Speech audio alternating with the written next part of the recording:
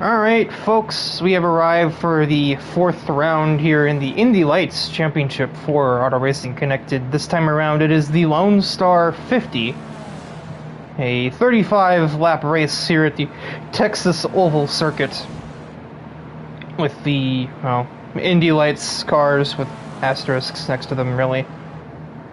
After a short delay, as my stream failed to respond to me telling it to start, we are now about a couple of minutes through qualifying. The first set of laps have already been posted. And the fastest of which, well, was, not anymore. Let's see what, yeah, the fastest of which currently is Mr. Jonathan Jurgensmeyer, a 37.58. What was that sound? Followed by, that is Dewan McMurray with a slightly different username, and he's in a pack of sardines, if sardines had four wheels and an engine.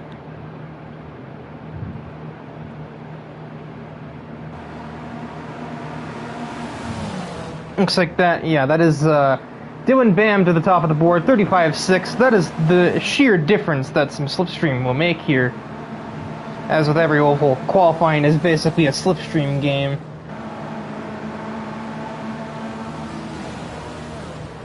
And Dylan Bam is playing that game quite well, with a 35.68 on the board now. I think that's the Champ Racing and 44R Alliance working together on that one, and Dewan McMurray for ECR was just kind of tagging along.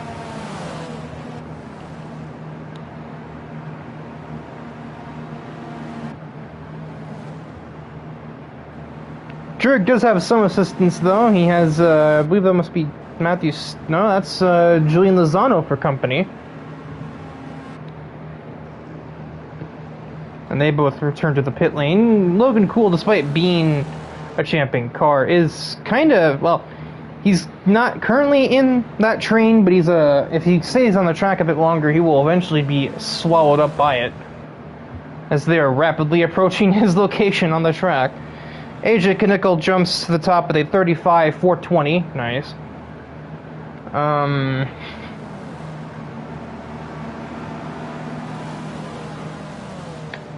And he jumps to the tail of that little queue.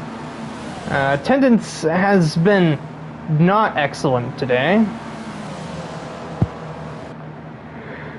Only 8 cars have shown up, and that has only been achieved by literally unsuspending Logan for the day. So, bit of behind-the-scenes commentary there. Luis Ramirez just gained 4/10, but didn't actually jump anybody on the running order, as the field is just really spread out right now. The ones that were, you could definitely tell who was at the front of the train, who was in the back, and who wasn't in it at all. English.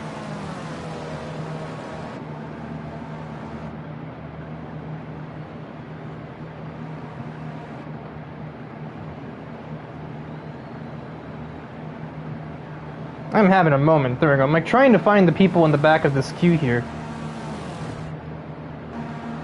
They were Bam and Knickel. The latter which returned to the pit lane, and then now so is the other one. Or no, that's not Dylan. That's Slots that's in the pits. 244 cars are well in the pits. Obviously, you can see that.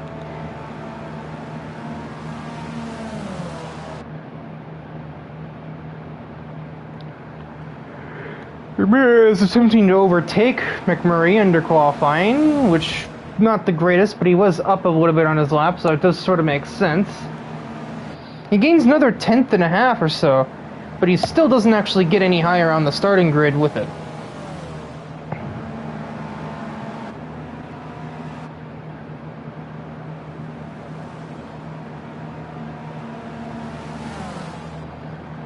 Jurgensmeyer is, as I mentioned before, he is cooperating with Julian Lozano, practically bump drafting here in the Indy Lights cars, which Doesn't seem like the wisest choice, but it's gaining them time, so I guess I can't really fault the effort.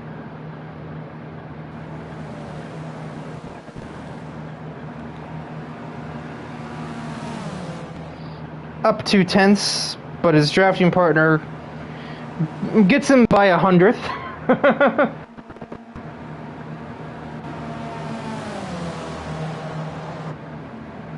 Dwan McMurray has a third out. Oh, it's just like the white and red conglomerate here heading into turn 4. I think that must be all of ECR and both of the champ cars, although one of them just found the wall. That would be Dylan Bam, who definitely just went bam on the wall.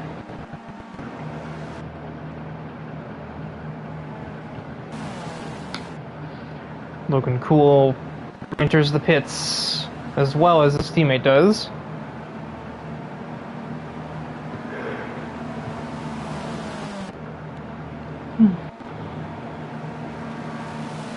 Now the 244R cars managed to they've ride with the pairing of Jurgensmeyer and Lozano. Jackson Tate has joined, but I think he might be too late. I don't remember. I think it would actually let him in the race, but he certainly isn't going to be able to get in time for qualifying to make a lap there.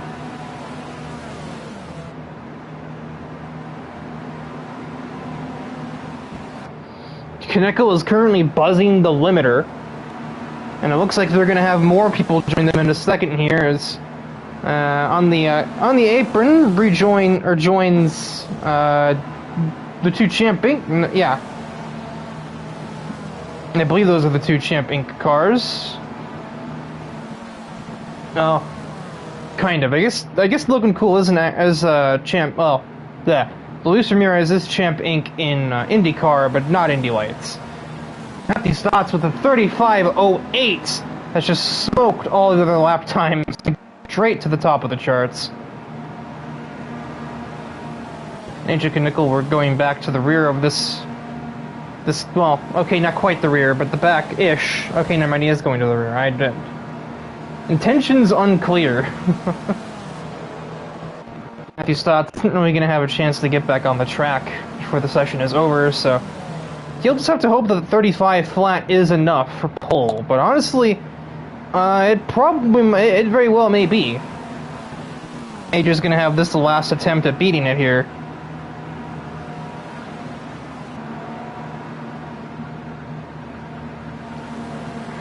This is the final lap of qualifying, and literally everybody on the track except for Matthew Stotts is on it.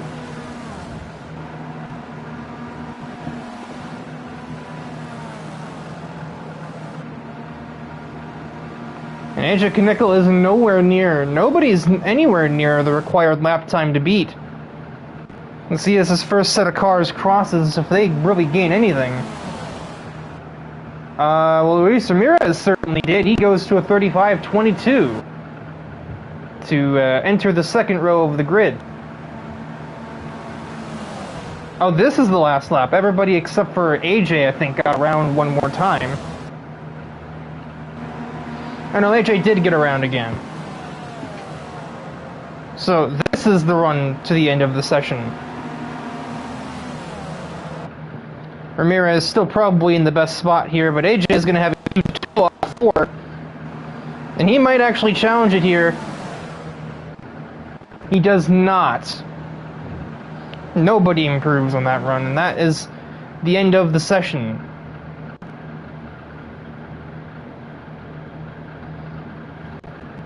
So the 35.08 was indeed good enough to grab a pole. And he didn't need to run on the apron to do it either. What do you know?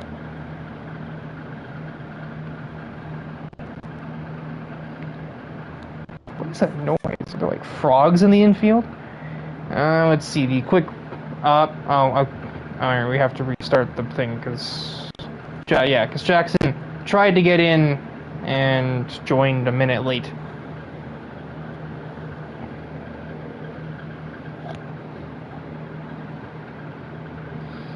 I have not been disconnected, I left it on purpose. There's a difference.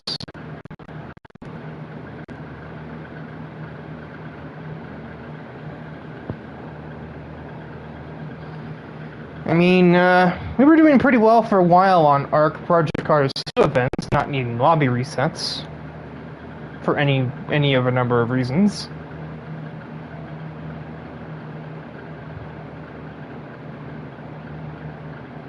Yeah, I know Tate joined late, but I know why we're doing it, just, you know.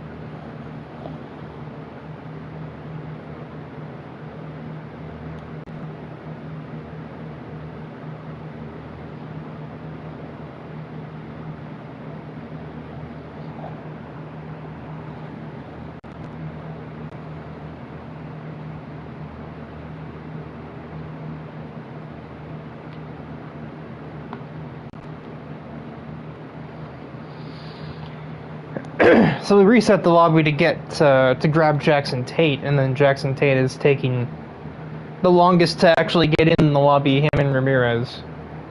Go figure, right?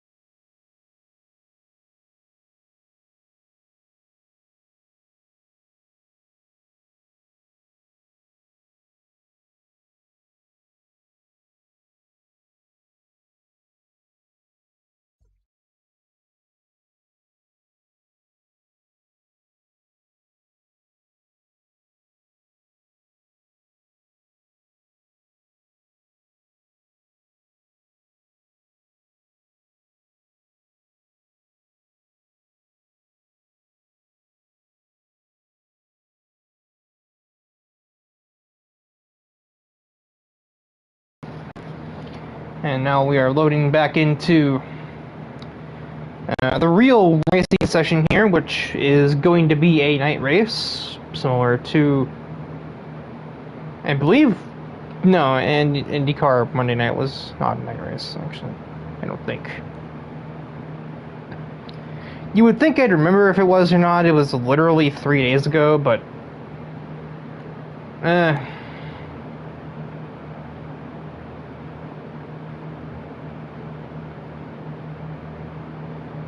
I think it was a sunset race, but this is straight up a night race.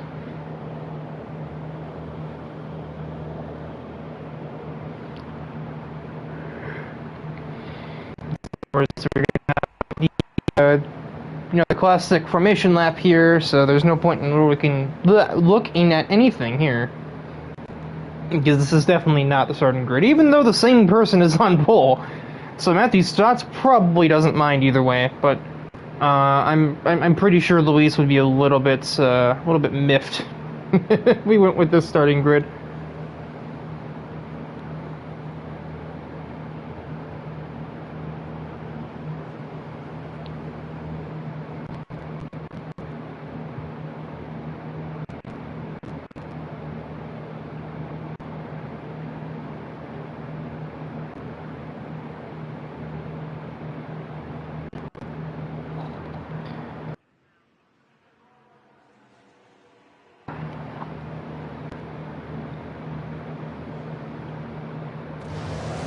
Oh, that's a sudden volume. The car's just like a Formula C jump scare. Yeah, I'm sorry to shatter the illusion. These are Formula C cars, not Indy lights. Yeah, we have the formation lap where Matthew Stotts really doesn't have to go too far because he's already in his correct position. Wait for the grid to form up, and I'll attempt to read through it before we reach the start finish.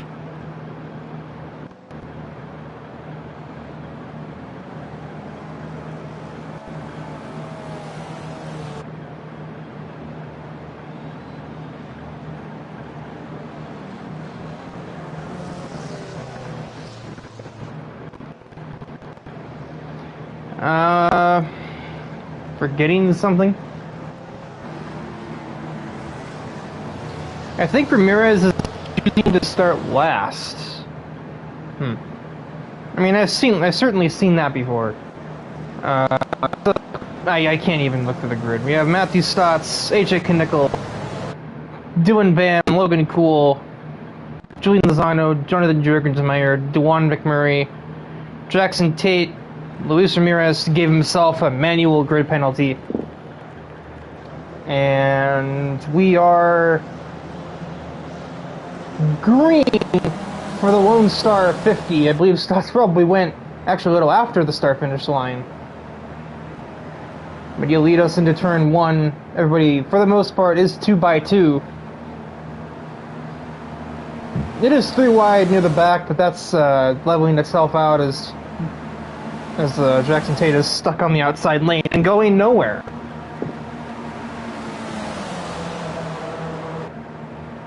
Oh, they're 3 wide for third place. I believe that's Dylan Bam makes a heroic move to grab second place and separate the 244R drivers.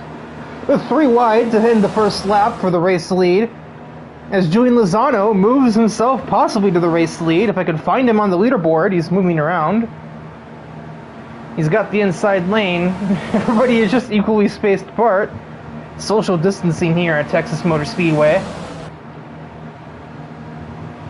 And Lozano is rapidly changing lanes. Not sure if that's defensive or he's just trying to go where the momentum is.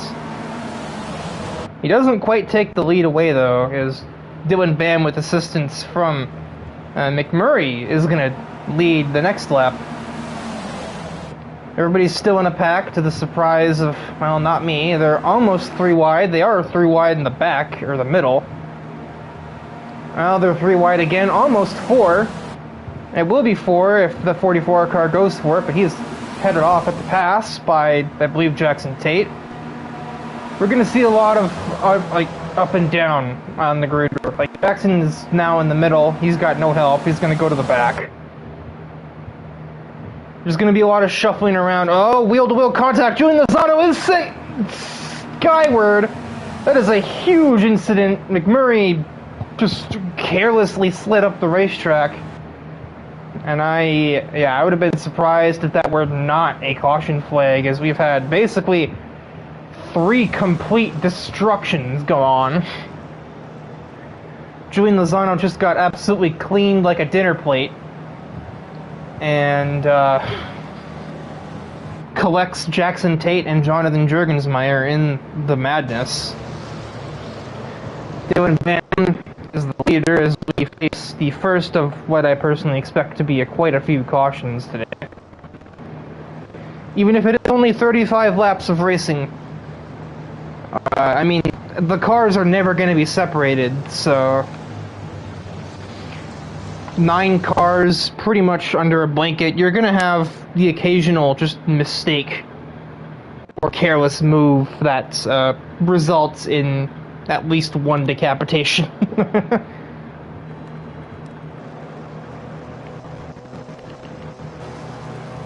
Jackson Tate is having a very difficult time riding that car back.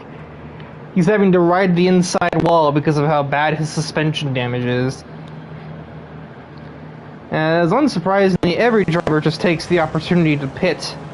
There's not much of a reason not to here. Especially if the car ahead of you does, and the car behind you does, you have no reason not to have done so yourself.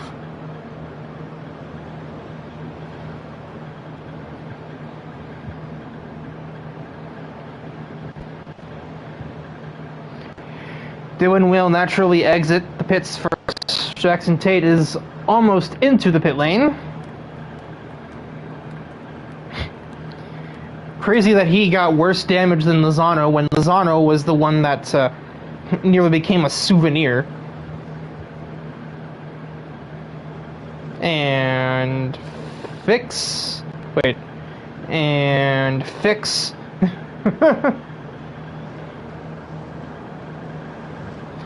Yeah, you guys are going to want to be on pit limiter. Jackson Tate is going to take a while to be fixed in there.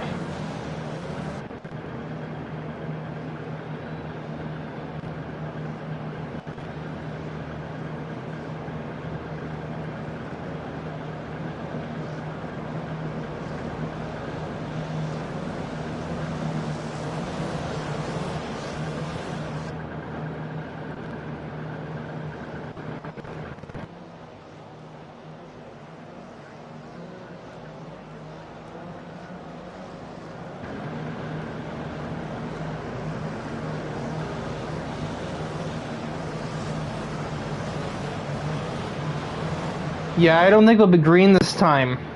Jackson Tate still has not been released, and Jurgensmeyer is not even with the field yet. If we were going to have gone green this time, they would have had to have parked all the cars on the back straightaway.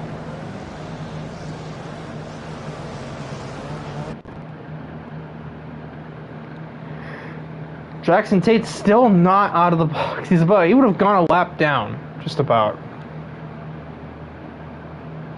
He still might, but I think they'd let him get his lap back.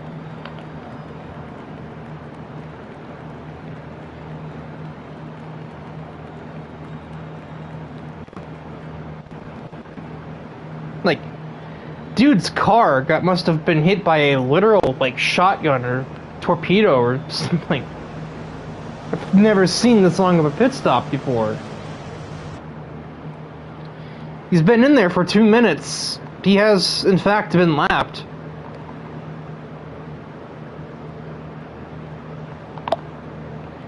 This is like iRacing. Do we have mandatory, optional, and unrepairable damage? Like, does Jackson just have like a permanent suspension problem now?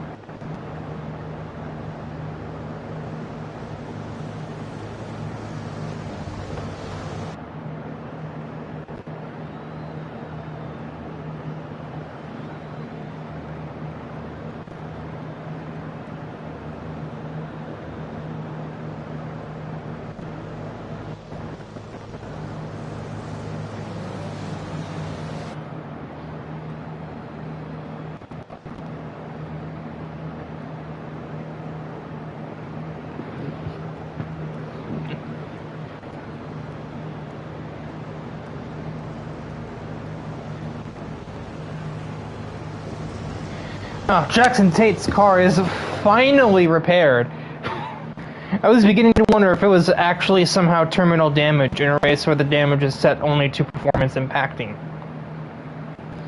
Like, bro found a way to get a mechanical failure when they're literally impossible. That would be like, that would be a thing that would happen in a race like this, to be honest. That just seems like something that it wouldn't even surprise me if somebody managed to DNF car damage. This is like a perfect day to literally DNF because your car gets launched out of the track boundaries.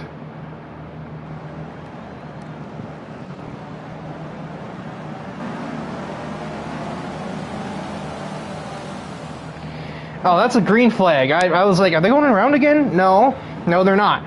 We are green again from Texas, and Dylan Bam he's got a bit of space.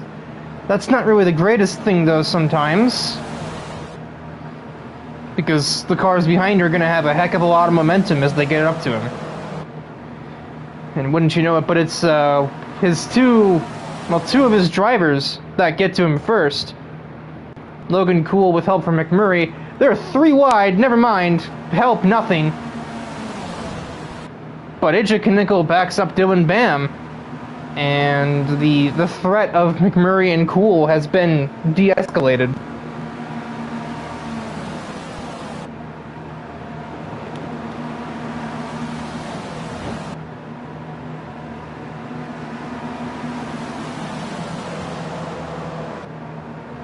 Whoa. Anthony Stotts nearly came down right on top of Logan Cool. Pause. But he nearly changed a couple too many lanes there. AJ Knickel looks to the outside. He wants the race lead. Juan McMurray is going to maybe push him, though. Yes, he will, which will make AJ's efforts completely nullified, and he's going to probably shuffle right to the back of the grid. You know, right to the back of all 9 of these cars.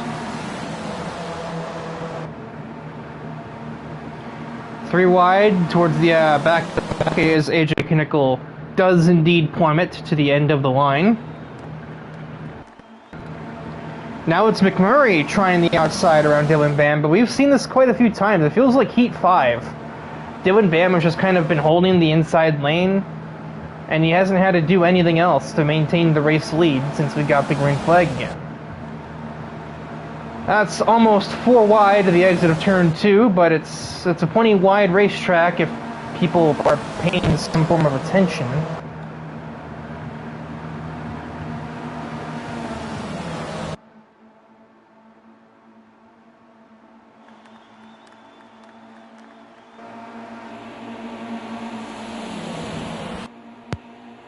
Difficulties, excuse that. As we're about to pass the 3rd distance mark, essentially. McMurray has found himself back in 2nd, and he's just going to remain behind Dylan Bam. Lozano's going to make another play for the race lead, and he has Jurgensmeyer with him. But on the outside lane, and without a literal huge stack of cars, all Dylan needs is 1 car helping him, and he's going to stay in that lead position. It's going to take a lot. It's going to take quite a bit to dethrone Dylan Bam at this point.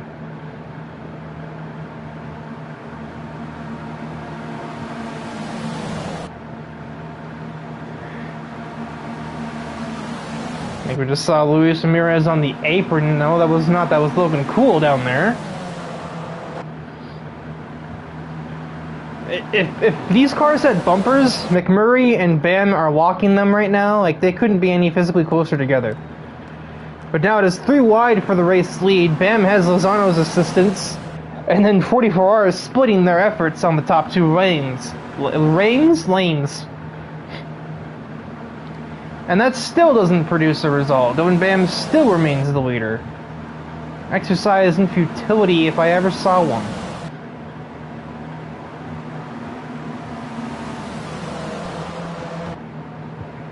This isn't like Heat 5 either, where you can just like really push somebody and arrow push them a lane up the track and take their position away.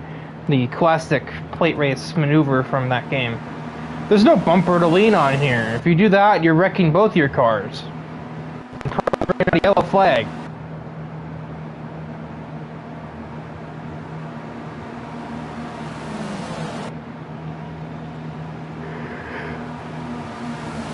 Three, almost 4 wide back there in the very tail end of the field. Oh, Lozano almost snuck himself to the inside. I mean, yeah, if you're gonna try and take the lead from Bam, you gotta get to his inside lane. And he knows that, so he hasn't left it since the green flag flew. Lozano obviously knows that too. He's trying to fake him out and everything. It just... Dylan is not being fooled that easily.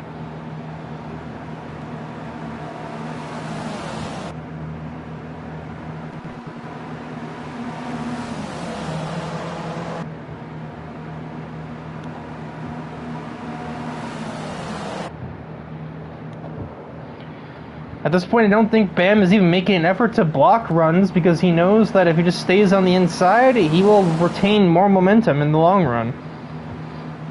He hardly has a reason to move his race car. All practically single file except for Jackson Tate on the outside lane. This is just about devolved into what I feared it would.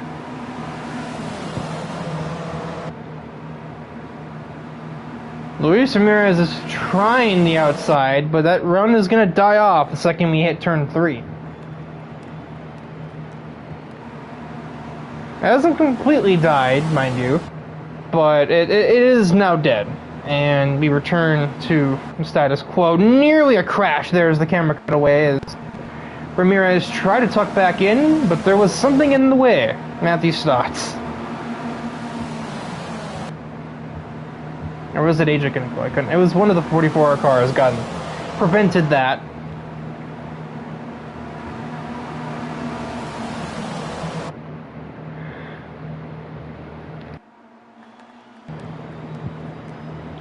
Oh, it is very argy-bargy there. Ramirez is trying so hard to get back into line after he sticks his head out. He's writing checks the rest of the field won't cash for him, essentially. Tate on the apron, interesting. And that's eliminated Matthew Stotts from the train. Not really sure what happened there. Possibly contact that I could have missed.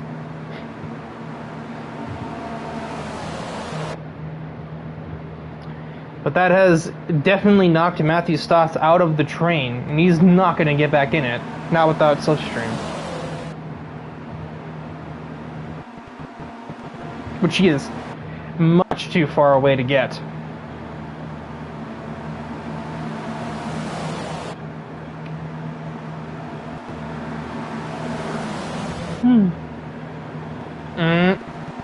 More argy-bargy. Julian Lozano has been moved up the lane by AJ Knickel.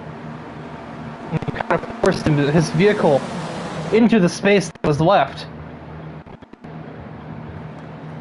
And Lozano has definitely paid the price for that one.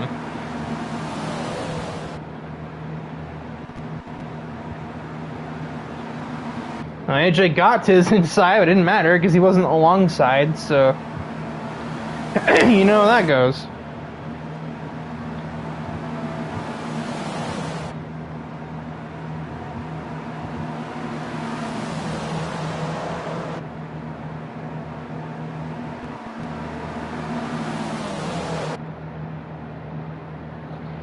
Now it is mostly 2x2 with Dylan Bam still leading the pack. Oh my word, oh god, that's not good. Somehow DeJuan McMurray survives that contact. I think a cone or something didn't, but the cars and drivers did. Although McMurray's momentum is completely decimated from that.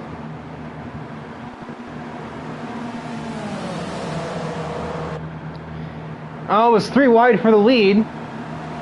I wasn't even looking. I couldn't even tell the track was being done, and Jurgensmeyer has gotten loose, and he has collected several cars. AJ Knickel, that's Jurgensmeyer. Logan Cool is stuck on his roof. He's getting assistance from the 44R cars to flip him back over. It's not working. And that'll put Jackson Tate right back in the race. I think I just watched AJ Knickel drive off screen and crash into the wall. Matthew Stotts gives him a shove, and Logan Cool's vehicle has been recovered. It's probably looking less like a Formula C and more like a Formula Ford now, but it survived. He'll get to continue. He's going to take an EOL and pit now. Don't necessarily blame him. That car is probably seen better days, to say the least. He's hardly even had a hard time driving it on the pit lane without crashing into the wall. So much suspension damage he must have just taken. But he is going to be put possibly multiple down now. And we're nearing the final third of the race, so he's not going to have much time to get the cautions he needs to stay in it.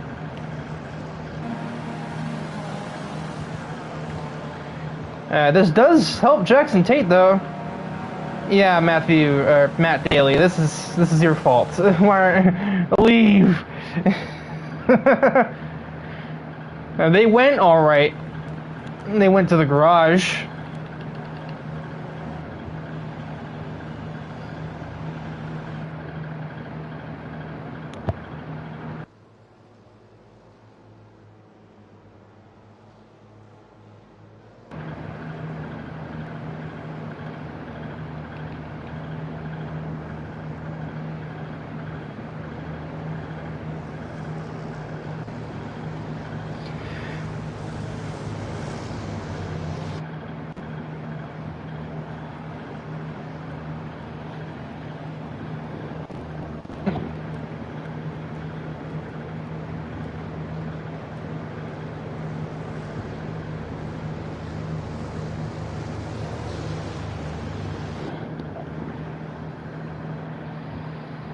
Jurgensmeyer's out of the pits. Stotts is on his way out.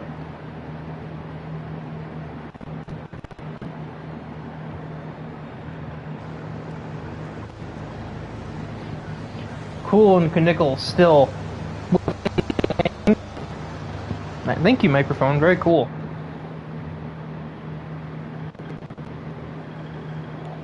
AJ Kinnickle is just about going to escape going one down here, but Logan Cool is going to be possibly two down. He's probably got damage about equivalent to what he got from his crash earlier, and that put Tate a lap down, so I can only assume that Logan is going to go two down.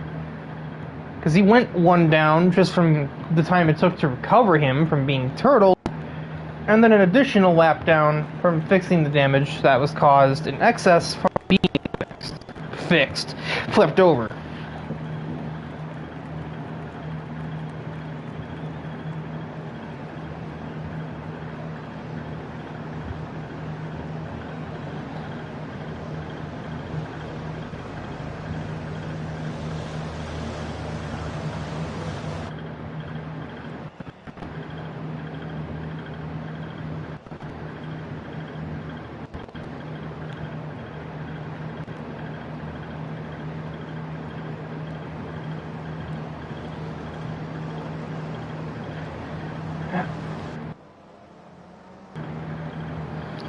Logan Cool has gotten a pit lane violation. I believe he was speeding, trying to get out ahead of the leaders.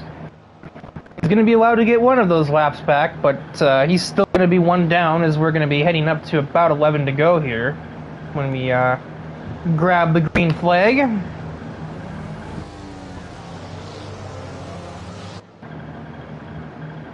My lungs continue to put up resistance to the current activity.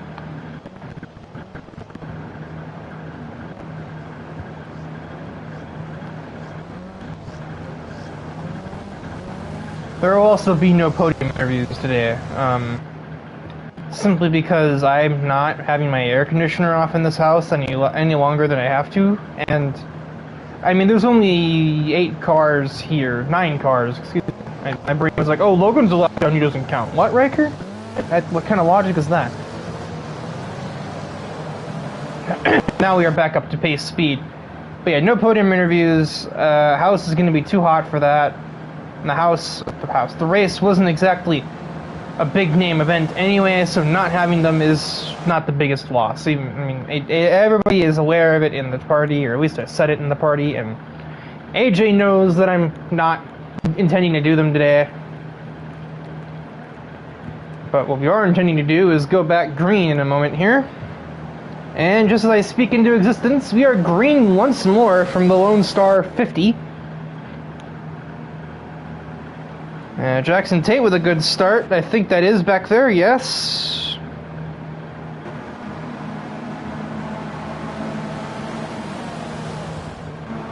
Although he isn't able to clear anybody with it, though. That's also not Jackson Tate. I'm an idiot. That's Jonathan Jurgensmeyer. And nonetheless, nobody was overtaken despite his good launch. Because he got that good start and then was forced to take it to the outside lane where nobody ever goes anywhere.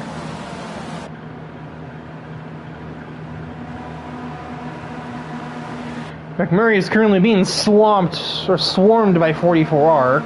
We've got one to his outside and the other, well, pushing him back ahead of his teammate, back ahead of their teammate. But now that Stott slides up. McMurray slides up and intercepts the two of them. He'll begin pushing Kinnickle for a moment before going back to the inside lane.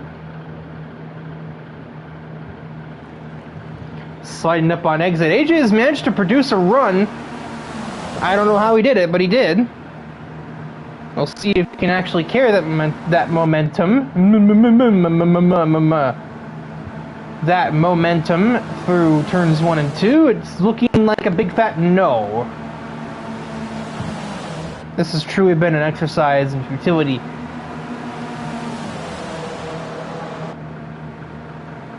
On one hand, yeah, the pack, oh, good lord, that might have been either leg or just AJ not paying attention, but that would be just about fatal, and we have had yet another vicious crash. 2 cars are upside down from this incident. Lozano, I think, used the track reset and is now attempting to push AJ back over.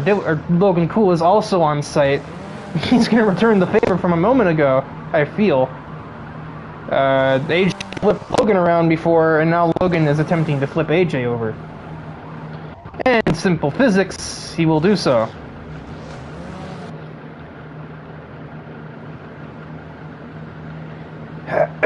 So that is our third caution of the day, I believe.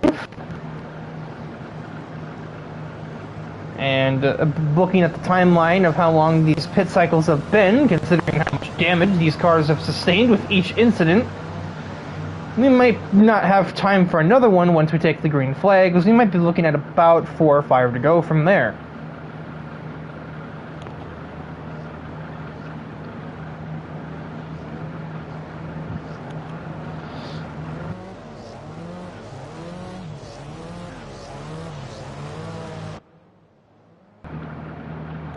I'll tell you what, having a mute button on my controller with PS5 is a godsend.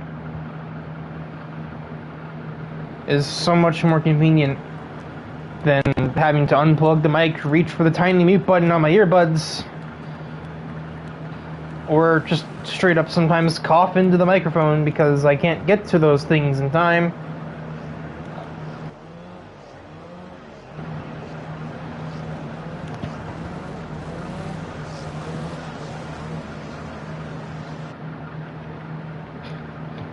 More EOLs being taken, not that it would matter, because he'd probably be at the back anyway if he took the amount of damage that AJ Knickel just did. In real life, I think that it's a safe bet we would have just witnessed an actual death. Didn't get the mute button there. AJ's car literally climbed over top of Dwan McMurray and flung itself top first into the catch fence. The first thing that hits that wall is AJ's big Canadian head. Like, there's no way around that in real life.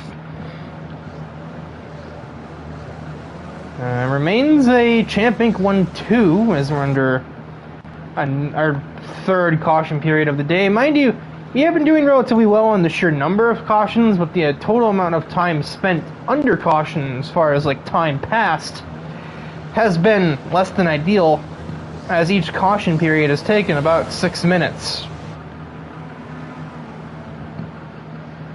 The severity of each crash has definitely been contributing to that.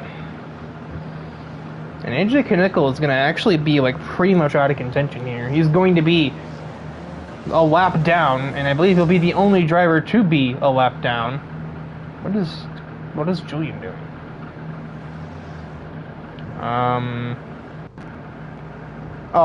He's waiting for the field because he has an EOL. Duh.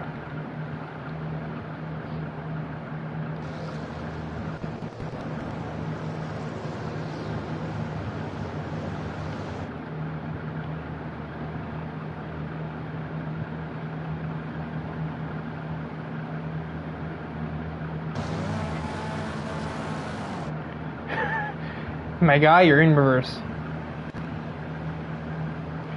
AJ will be released from the pits in time. He's not going to go 2 down. But 1 down is enough, to say the least, because we're not going to have any more cautions. At least I think he's a lap down. Yeah, he is. Because they're coming across to end 30. He's starting 29, basically. Ending 29 when he catches them. Or I guess rather starting 30.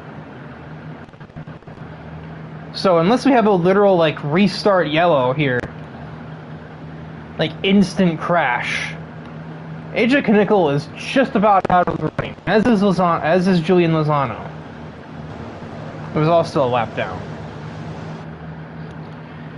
And even if we did get another caution, there's no way both of them will get a lap back.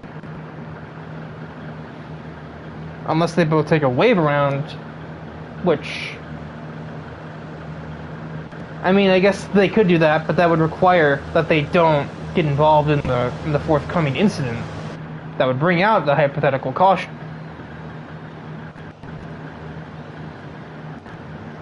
The field has regrouped during this time for possibly the last time, most likely, with just 5 laps of racing to go.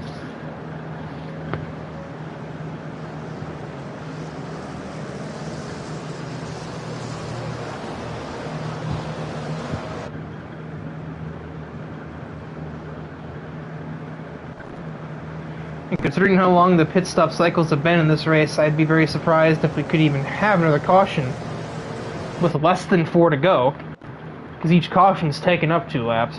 So, I'm taking 3 like the first one when Jackson Tate had to basically be revived. Dude went to heaven and had to get dragged back down. And for the 4th time, we are green from Texas. 5 laps to go.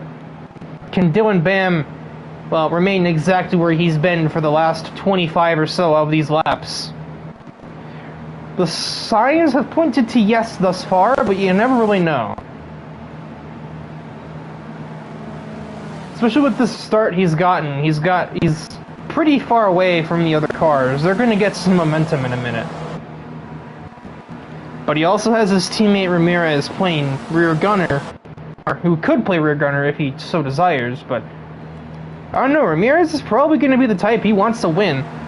He also doesn't want Tate down his inside, and Tate's been sent spiraling off into the infield, probably from some netcode, as Ramirez is very much known for having not amazing internet.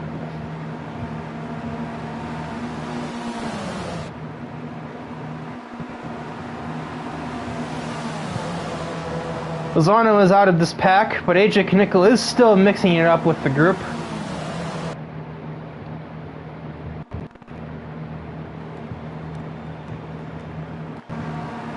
Maybe trying to throw a spanner in the works to help his teammate Stotts get near the front a little bit. Or maybe Drake Stotts with him is another possibility. Logan Cool moves to second ahead of his half-teammate, Luis Ramirez. His IndyCar teammate, mind you.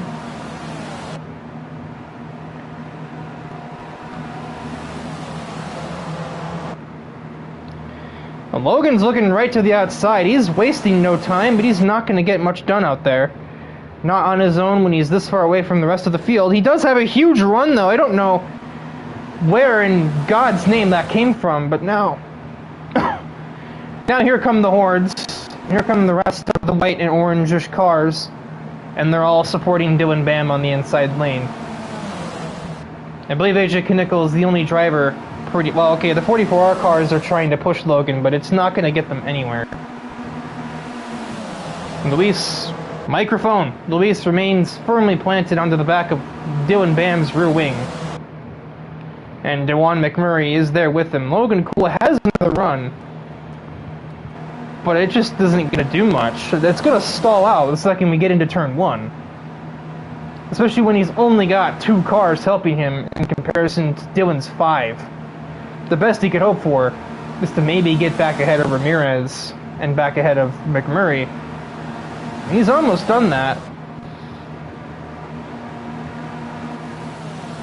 And this is the run to the line, the run to the line. And Dylan Bam has just walked away. Like, they generated too much of a run and they just backed off too much. So Dylan Bam is going to take a relatively easy win, and there's been absolute destruction across the line.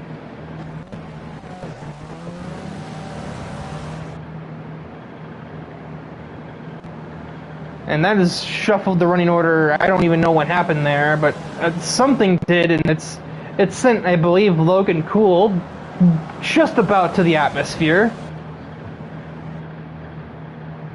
I think I just saw even their AI cars get a little pushy there on the cooldown lap. So that will, with the lack of me having the energy to do a podium interview, plus my throat is having a problem too. Stupid acid reflux when I ate 3 hours ago. Go figure. That'll do it for the Lone Star 50. Dylan Bam leads a pretty convincing victory there. He took the lead at about lap 6 or 7, and once that first caution came out, he never let it go. Dewan McMurray with an impressive second place result there, and Jackson Tate with a podium finish after almost missing the race entirely.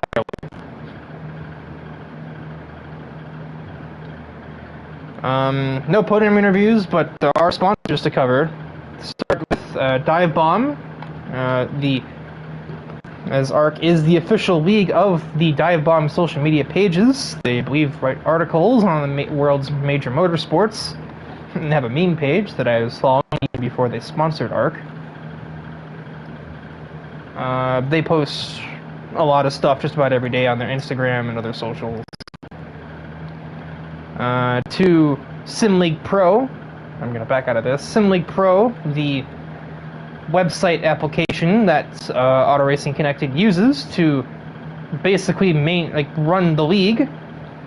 Scheduling, recruiting, and stat tracking are all taken care of on the site's different areas. Forums can be found there to allow drivers to sign up for whatever leagues they find that might take their interest. To the Burning River podcast, a podcast run mainly by Jake Scarborough, which occasionally interviews some of the up-and-coming talents in the American oval racing scene on dirt and tarmac alike. To Jim McAdam, who has established a partnership with ARC, allowing us, ARC, to use his in-game screenshots and other photography in promotional materials, and to AJ Knickel Design as the man himself who does all the social media posts and the different stylings and, well, graphic design. And put two and two together, Riker. That'll do it for the ARC Indy Lights Championship today. Tomorrow and the day after will be the Hungarian Grand Prix for the different F1 series. And come Monday will be... Logan, why are you here? Podium interviews. Because of my 10-second being take place under caution, I get P2. I'm not doing those today because of how hot it is in the room. I said this earlier. Because you're there. I mean, I guess they're not wrong. It's how body heat works. But no, I wasn't doing podium interviews today. I said that before I left the ARC party. You said maybe. I said I can't guarantee, but I've been sweating for the last 15 minutes. Touché.